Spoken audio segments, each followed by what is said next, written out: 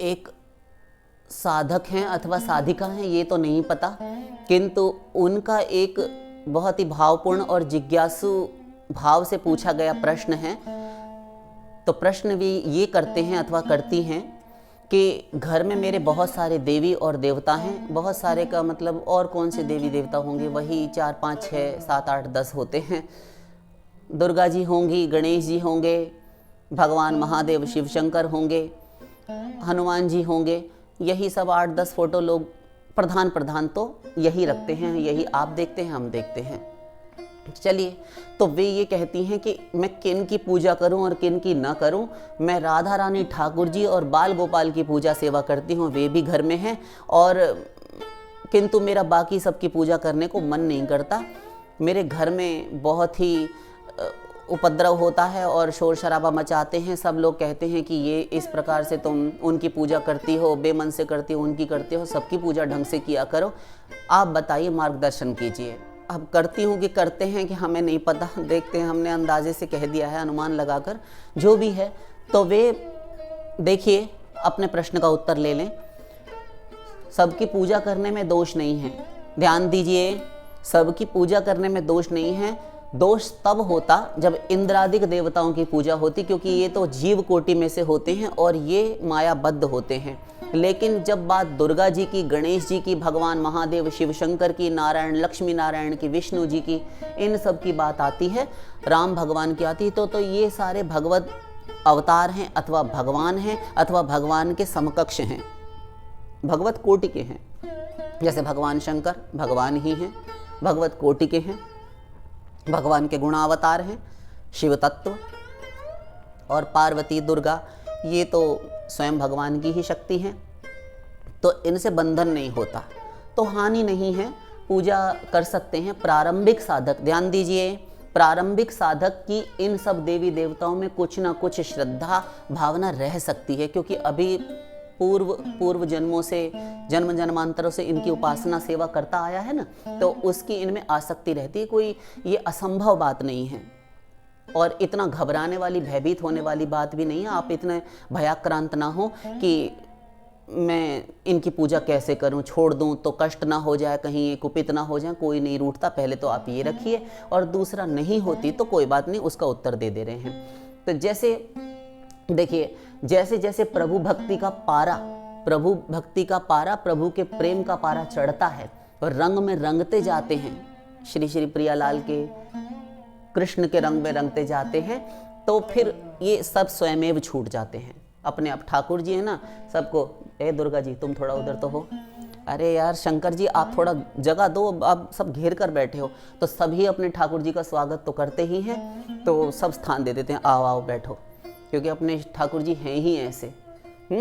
तो सब स्थान दे देते हैं और धीरे धीरे कहते हैं अब आप लोग चले जाओ अपने अपने लोग, अब हम आ गए और हम संभाल लेंगे। तो कोई भी खिलाफत नहीं कर सकता।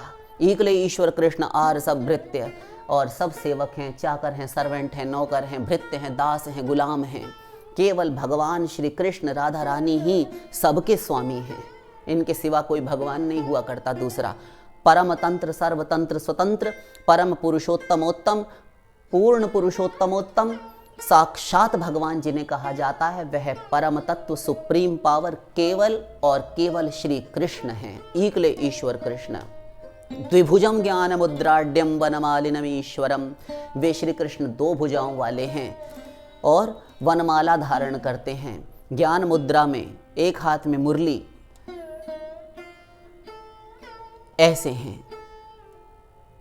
गोलोक में वेणुकुणंतम, वे सदा मुरली बजाते हैं। गोलोक एव निवसत्य अखिलात्म भूतो, गोविंदमादि पुरुषम तमहम भजामि। तो जो वास्तविक पूर्ण भगवान है वे केवल 2 भुजाओं वाले हैं। तो आप चिंता ना करें, वे अपने आप स्थान बना लेंगे। अभी आप, जब तक आपके घर में विरोध होता है तब तक आप इनकी पूजा सेवा करते रहिए, कोई बात नहीं। सबको प्रणाम करने में देखिए कुछ नहीं जाता, भक्ति मार्ग में आ गए तो प्रणाम करने में कुछ नहीं जाता, सबको प्रणाम कर लीजिए अब। और जब तक ऐसी स्थिति ना आ जाए कि भगवान के रंग में पूरी तरह ना रंग जाएं आप, तब तक आप पूजन प्रणाम नमस्कार कीजिए। हानि नहीं है। और इसमें यदि कहें कि मुझे तो श्री श्री प्रियालाल राधा कृष्ण ही प्रिय हैं और उन्हीं की बाल गोपाल की ही पूजा सेवा करना, उनकी भक्ति में ही रुचि है, तो आप एक काम कीजिए, आप किसी भी शुभ तिथि में ना, जब कोई शुभ तिथि, अभी नवरात्रि पड़ने वाले हैं, बहुत सी अच्छी शुभ तिथियां, अब ये त्यौहार आने को हैं, पर्वों की तिथियां हैं, तो आप किसी भी शुभ तिथि में जितने भी भगवान राधा रानी, ठाकुर जी, बाल गोपाल को, अपने इष्ट देव आराध्य देव को छोड़कर बाकी सबका पूजन कीजिए। एक साथ समवेत बैठाकर सबको पंचोपचार से, गंध अर्थात चंदन इत्यादि से, पुष्प, धूप, दीप और नैवेद्य, इन 5 उपचारों से पूजा करके सबको, और नमस्कार प्रणाम स्तुति इत्यादि कर लीजिए। और सबसे घर में बैठकर प्रार्थना कीजिए कि आप सब पधारें और मैं अब आपकी पूजा करने में असमर्थ हो गई हूँ अथवा हो गया हूँ। कोई भी कुपित नहीं होगा। पहले आप ये दृढ़ संकल्प कर लीजिए, जान लीजिए, निश्चित हम आपको विश्वास दिलाते हैं। देखिए, मीरा जी ने केवल श्री कृष्ण की उपासना की, प्रहलाद जी ने केवल अपने ठाकुर जी की उपासना की। अनन्य भक्त जो होते हैं ये सब अपने अपने भगवान, अपने इष्ट आराध्य की ही उपासना करते हैं। किसी को कोई, तुलसीदास जी ने सबको प्रणाम किया, भवानी शंकरो वंदे श्रद्धा विश्वास रूपिणो, गणेश जी की उपासना, सबको प्रणाम करके आगे बढ़ रहे हैं, अपनी अनन्यता की रक्षा कर रहे हैं कि इन सबको प्रणाम करके वे भगवान की भक्ति चाहते हैं कि मुझे श्री रामचंद्र जी के चरणों में भक्ति प्रेम दीजिए, अनन्य भक्ति दीजिए, तो कोई नाराज नहीं होता। ये हम कह रहे हैं। तो प्रणाम सबको कीजिए कि हे गणेश जी, आपको प्रणाम है, आप राधा कृष्ण के चरणों में मुझे अनन्य प्रेम भक्ति दीजिए। दुर्गा जी, आपको प्रणाम है। यही प्रार्थना सबसे करके और सबको ले जाइए किसी भी जलाशय, आपके क्षेत्र, आपके शहर इत्यादि में है तो वहाँ पर, अथवा गंगा जी, यमुना महारानी में गोविंदाय नमो नमः कर दीजिए, विसर्जित कर दीजिए, उनको पधरा दीजिए। लौट कर आइए, अपना केवल अब राधा गोविंद का मंदिर बनाइए और बाल गोपाल को विराजमान कीजिए, भोग लगाइए, उनका नाम गाइए, रूप ध्याइए, भजन भक्ति कीर्तन सब कुछ कीजिए। कोई टेंशन वाली, कोई इतनी चिंता वाली बात नहीं है। अवसाद में क्यों जाते हैं, खिन्न क्यों होते हैं, दुखी क्यों होते हैं। और सेवा भक्ति में रुचि लीजिए, आगे बढ़िए। और ये ना कर सके, ये यदि ना कर सकें आप, तब घर में कोई मना करें, जैसे विरोध करने वाले हैं यदि आपके होंगे, किन्हीं के नहीं करते होंगे कि ठीक है वो अपनी अलग पूजा करती है अथवा करता है, हम तो अपनी इनकी करते हैं, अथवा हम उनकी भी करते हैं इनकी भी, ऐसा भी होता है। सब परिवारों की एक सी स्थिति नहीं होती ना। तो तब आप ये कीजिए, अगर आपके में विरोध होता है तो आपको उनका मन रखने के लिए सबको प्रणाम कर लीजिए, धूप दीप कर लीजिए। प्रणाम करने में हम पहले ही क्या है, कुछ नहीं जाता। क्योंकि आप जिन ठाकुर जी की पूजा कर रही हैं ना, वे ठाकुर जी से ही कहलवा देते हैं। अभी देखिए उत्तर शास्त्रीय, खम वायुमग्निम सलिलम महिंच ज्योतिंश सत्वानि दिशो द्रुमादेनि सरितत् समुद्रांश्च हरे शरीरम यत्किंच भूतम प्रणमे दनन्य।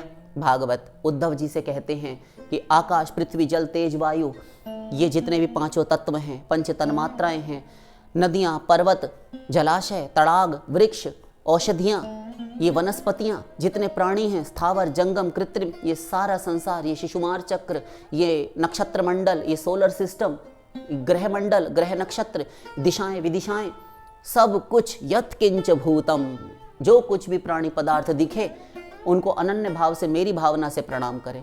तो ये तो देवी देवता हैं, भगवान की कोटि के हैं, ये साक्षात भगवान के बराबर नहीं हैं, किंतु भगवान की कोटि के हैं। किसी में 50 गुण हैं, किसी में 56 गुण हैं, किसी में 52 गुण हैं, किसी में 60 गुण हैं, और श्री कृष्ण में 64 गुण हैं। उनके आगे कोई नहीं।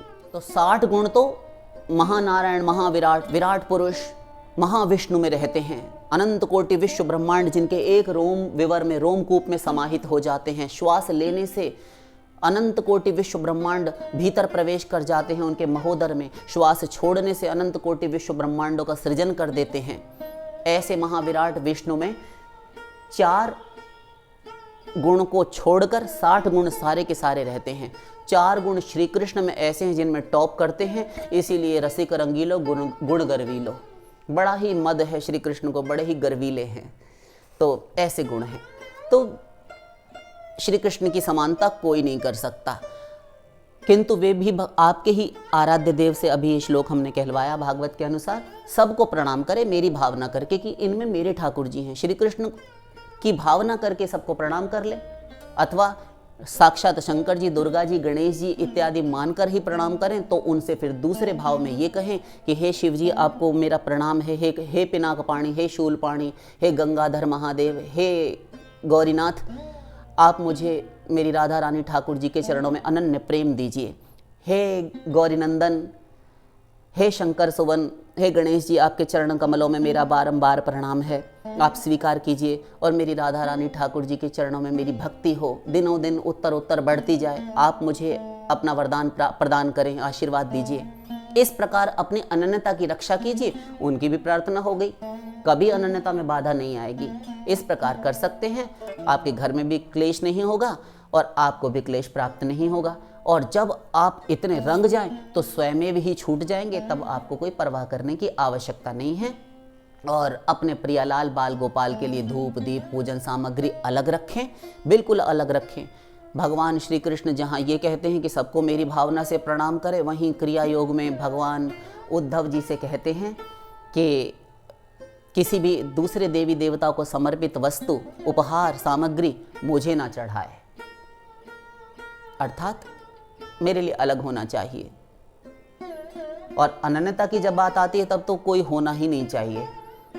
तो भगवान के लिए अलग रखें। जो दीपक आपने एक जलाया है, एक घी की बत्ती बना लीजिए। ये नहीं है कि आप एक उसमें चमचा भर के बहुत सारा ही घी डालें।